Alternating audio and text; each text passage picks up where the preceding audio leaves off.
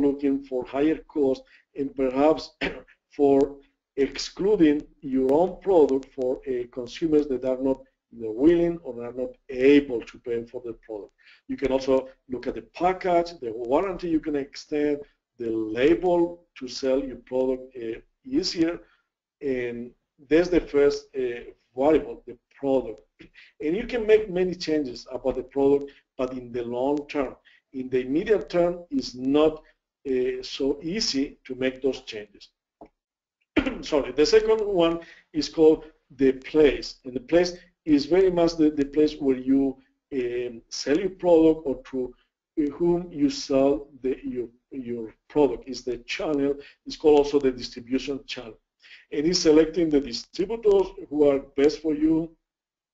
Then the price, which is out of the 4 variables, is the one that will give you the immediate access to a decision, which is I can lower my price today. I don't need to wait for tomorrow. I can do it at this very instant. So price, in general terms, is what you can use easily for you to make changes into the situation where you want to sell your product. And finally, there's the 4P, is called promotion, and includes many things such as the propaganda or keeping a relation with other people, sales promotion, personal sales, and so on. And finally, the advertising. For large companies, not for our companies, advertising probably works very well, but not for us, unless you want to sell to the internet, and advertising through electronic means is typically much is more affordable. Okay, so those are the controllable variables. Let's go very quickly into some of those decisions. And regarding product, you will find yourself into different scenarios. One, you don't need to modify your product. The product is perfect as it is. The second scenario, you can you need to make little changes, and with those changes, your product will sell, and you will be a happy camper. The third one, you need to make the modification. You know something, Mr. Customer? Yes, I know you require a different product. I will make it for you. And finally, there's where the situation where you cannot absolutely make modifications, relevant modifications, so you need a brand new product for that specific market. And the question is also regarding standardization versus adaptations, which means you sell your product as it is and you sell it all over the world, you make no changes, or you adapt your product. And you have 2 pictures in this slide. One is the iPad, and I'm sure you are using your iPad in Haiti, and I'm using the same iPad in Mexico because both are the same. There's almost nothing, no changes, except for electricity requirements or very little modification if there are any. Instead, you go and take McDonald's, that you will think that is a product that is fairly standardized worldwide, and you see there are changes. You go to France, and guess what? They will serve you a glass of red wine. You go to Germany, and you will enjoy a beer because they sell it, whereas you go to the States, and they will say, not necessarily. Here we can only serve soft drinks. There's a different philosophy. They need to adapt the product to different markets to attend different needs. There are more decisions that you can make for your product, and I leave it for you once again for your presentation. We are a bit pressed for time. You can review the presentation and use it, and also you can write to me at the end of the session. I will give you my data so you can reach me, and we will keep in touch. And finally, regarding the product, this variable is the brand. And this is very important for you. And you need to start from now. Now you have an idea, but you need to give a name to that idea, and you also need to protect your idea. What are the limitations for you? What do you need to be aware of? At this time, only for two things. Is one, you don't want people to photocopy your product or your idea, so you need to register a brand. And second, you don't want to end up in jail, so you want to avoid using intellectual property rights that have been registered. And that's very easy because you are in the internet surfing all the time, so you pick up ideas, but you have to give credit and you have to respect established brands. Okay, then we go to price, and price, there are three decisions very much. Is either I take my price, and same thing price, the same price that I sell it in my market, I extend it everywhere. And it's called a price extension or ethnocentric approach, because this all I do is people should buy at the price that I'm accustomed to sell it. Then there's adapting the price, which is changing the price. Your strategy will focus on each and every country, and you say, okay, I can derive a higher price in this market, or I can lower my price, or I have to lower my price in this other market. And there's a mixed strategy, which is called geocentric, which is you have very much an established price, but you make changes according to the particular needs of each and every market. So when you make those decisions, you need to keep in mind certain factors, such as what are your goals? You want to enter immediately, you want to enter at once at any possible price, then you lower your price. The nature of the industry, the economic conditions for that particular country, and also the financial health of the industry. And they will, so many times you don't want to throw the first stone, lowering your price in a market that is very much stable, because you will find a response from your competitors that most probably will leave you out of the market. Also, you look at this degree of competition, how many people are competing with you, your product, the life cycle of the product, your production cost, and so on. I leave it all those things for you. Then the place, the variable so-called place, is a bit misleading, because we tend to think that we are only talking about the logistics. You look at the map and you see the airplanes and the ships and so on. No? So you think that this variable deals only with the physical movement of goods, with the logistics, the aspect. When in fact there is another area which is equally important, which is the commercial distribution, is through whom you're selling, and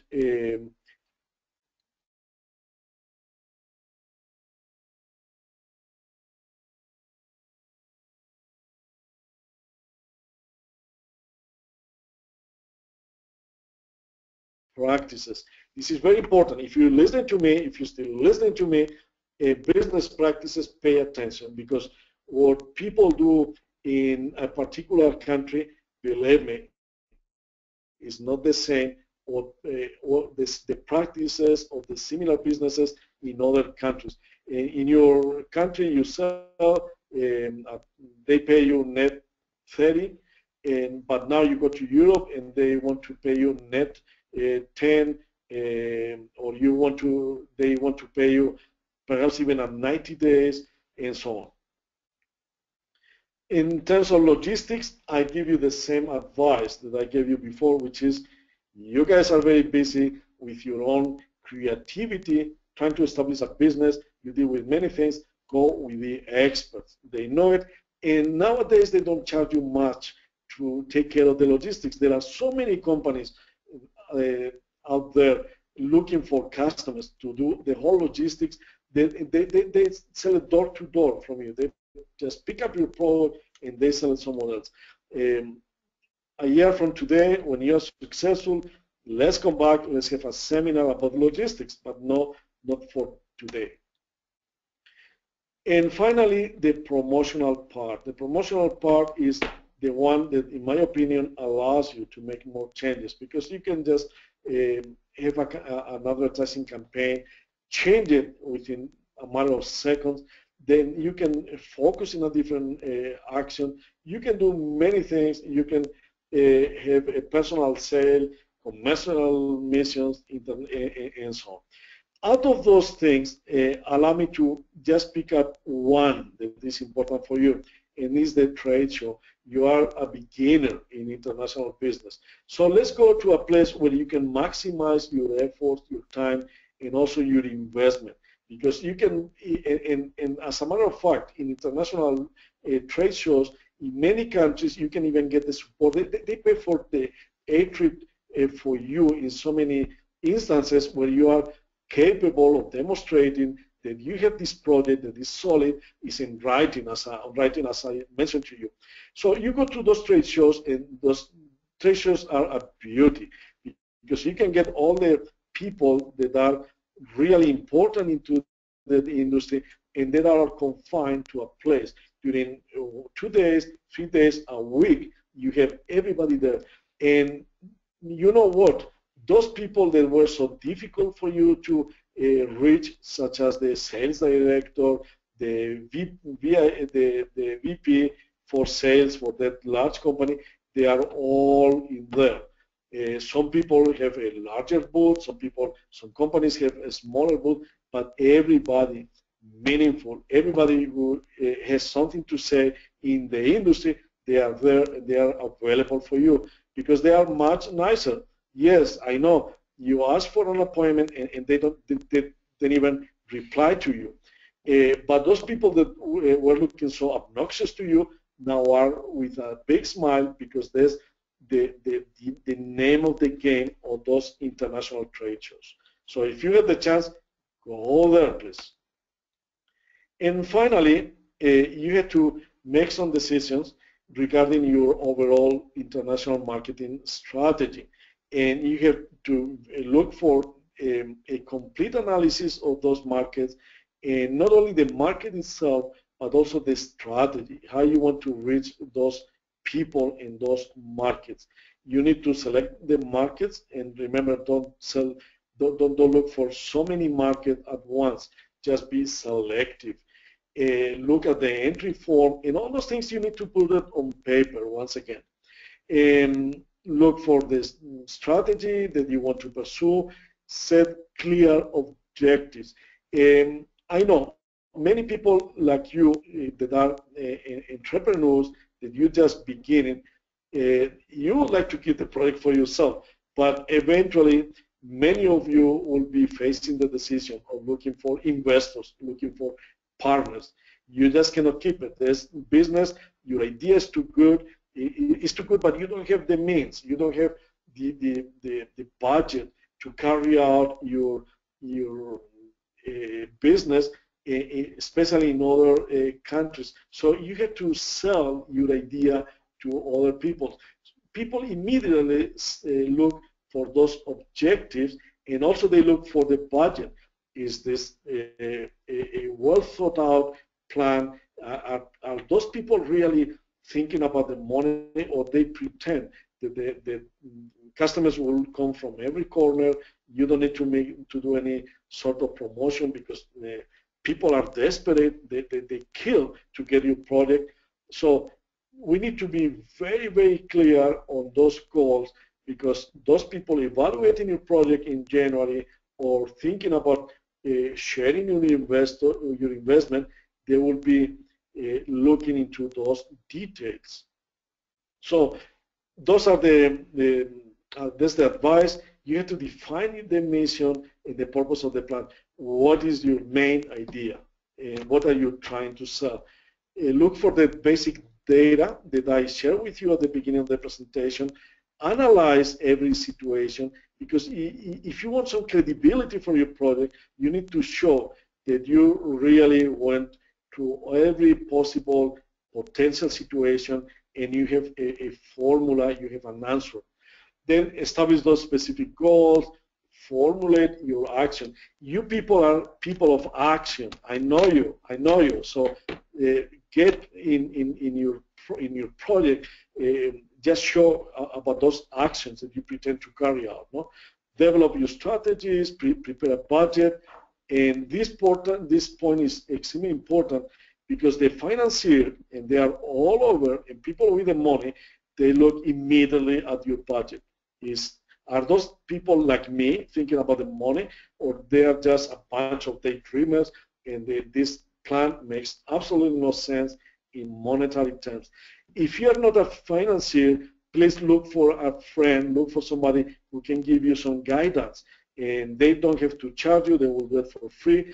And this part of your project is of utmost importance. So what are the conclusions? And I want to finish the presentation with this, is international marketing plans. Those are important. I know there are many people nowadays saying the international business plan is something from the past. And I tell you something, people, and so many times people making decisions are people my age, not people your age. And those people, they like to look into an international marketing plan, into the international business plan, very much old-fashioned. This doesn't make you deviate from your original idea. It's nothing wrong. It's something like a requirement you need to comply with, but this is very, very, very important. And those strategies, when you put those on writing, those help you out to have an idea about the international market and how to get into those markets. You need to review the information for each and every country that you want to place your product, and look for those factors that we said were so important. And consider those variables. We have talked plenty about those variables.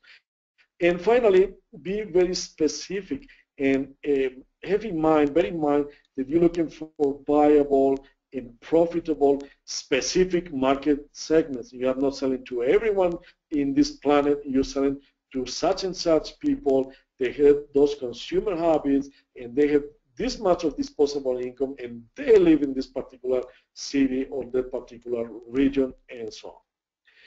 So let me just tell you this presentation. I pick up materials from all over, but very much this beautiful guide from Pro Mexico, which is free for you. You can get it through the internet, and you can get similar documents. I have found so many in the internet. And certainly I want to thank you for your attention. Thank you very much for sharing this time.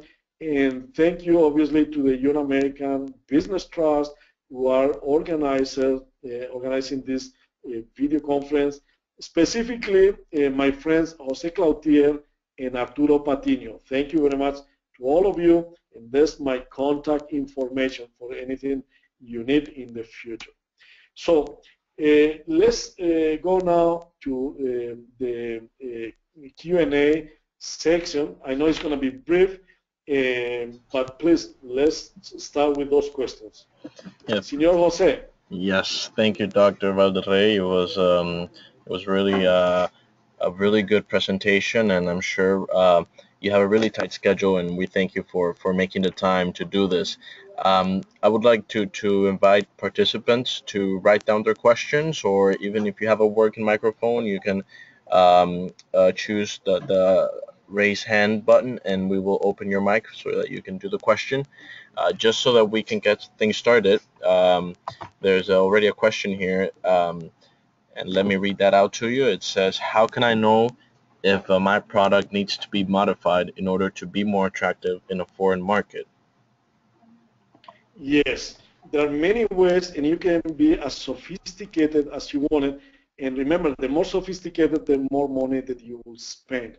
An advice for somebody who is looking into a project and is at the very beginning of his or her vision, you can just go to the internet and look for similar products into that market. You also look at the price, and you see how much it will fit the product as is, the product that you are marketing, or that idea of yours. Who are your competitors? What are those features that perhaps you lack? And also try to talk to somebody. It is very easy. Try to get somebody telling you. You just perhaps don't give all the brochure of your product, or all the specs. You don't want to share all those specs, but you just tell my product is like this, and what are the needs for people like you in the market. And then immediately you have a picture of whether or not you need to make some changes or the product sells without any effort from you because that's perfect for that market. Thank you so much. Going on to the next question, I see that Mr. Alejandro Tovar has raised his hand. So Alejandro, I will unmute your microphone and so that we can hear you right now.